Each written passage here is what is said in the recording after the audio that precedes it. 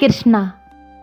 प्रिय भक्तों, तो आज हम आपको सुनाने जा रहे हैं सफला एकादशी का महत्व और उससे जुड़ी हुई पौराणिक कथा।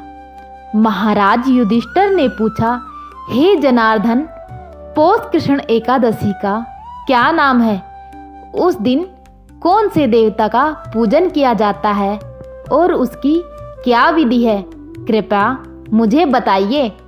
भक्त वत्सल भगवान श्री कृष्ण कहने लगे कि धर्मराज, मैं तुम्हारे स्नेह के कारण तुमसे कहता हूँ कि एकादशी व्रत के अतिरिक्त मैं अधिक से अधिक दक्षिणा पाने वाले यज्ञ से भी प्रसन्न नहीं होता हूँ। अतः इसे अत्यंत भक्ति और श्रद्धा से युक्त होकर करे। हे राजन, द्वादशी युक्त पौष कृष्ण एकादशी का महत्व में तुम एकाग्रचित होकर सुनो। इस एकादशी का नाम सफला एकादशी है। इस एकादशी के देवता श्री नारायण है। विधि पूर्वक इस व्रत को करना चाहिए। जिस प्रकार नागों में शेषनाग, पक्षियों में गरुड़, सब ग्रहों में चंद्रमा, यज्ञों में अश्वमेघ और देवताओं में भगवान विष्णु श्रेष्ठ है, उसी तरह सब व्रतों में एकादशी का व्रत सबसे श्रेष्ठ माना जाता है। जो मनुष्य सदैव एकादशी का व्रत करते हैं वे मुझे परम प्रिय होते हैं। अब तक इस व्रत की विधि कहता हूँ।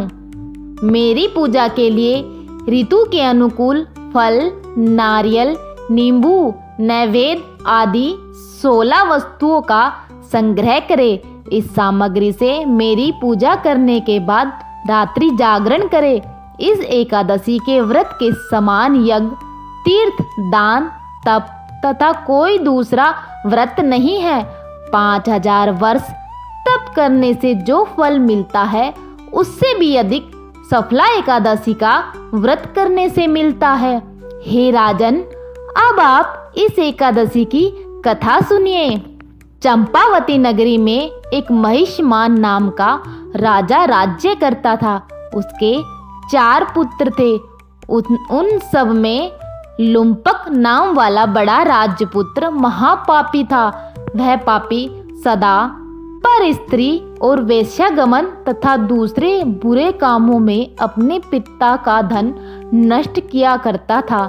सदैव ही देवता, ब्राह्मण, वैष्णवों की निंदा किया करता था।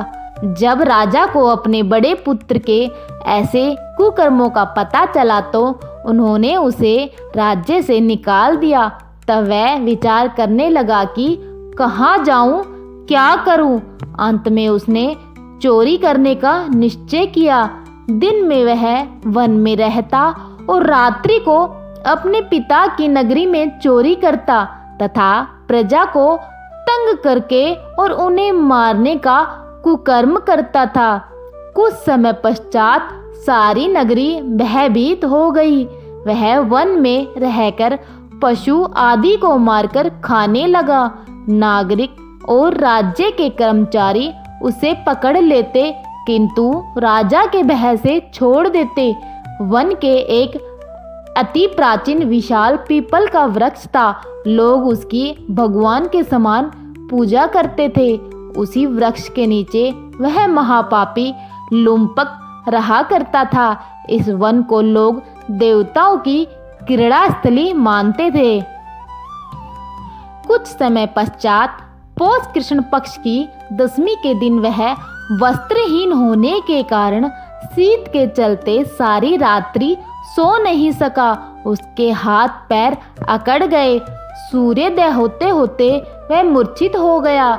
दूसरे दिन एकादशी को मध्याह्न के समय सूर्य की गर्मी पाकर उसकी मूर्छा दूर हुई।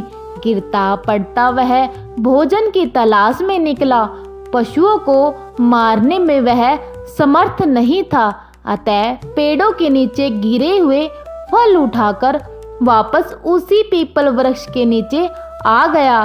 उस समय तक भगवान सूर्य अस्त हो चुके थे। वृक्ष के नीचे फल रखकर कहने लगा, हे भगवान, अब आप ही अर्पण है। ये फल आप ही तृप्त हो जाइए। उस रात्रि को दुख के कारण रात्रि को भी निंदा नहीं आई। उसके इस उपवास और जागरण से भगवान अत्यंत प्रसन्न हो गए। उसके सारे पाप नष्ट हो गए।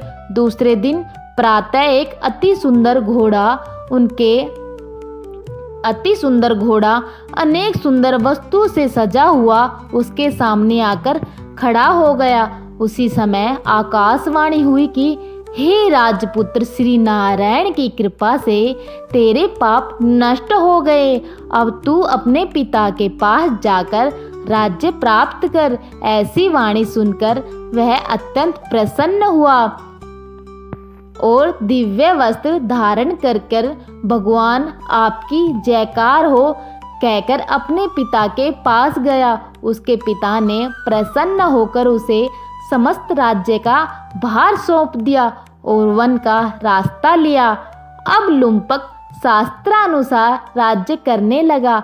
उसके स्त्री, पुत्र आदि सारा कुटुंब भगवान नारायण का परम भक्त हो गया। वृद्ध होने पर वह भी अपने पुत्र को राज्य का भार सौंपकर वन में तपस्या करने चला गया और अंत समय में वैकुंठ को प्राप्त हुआ।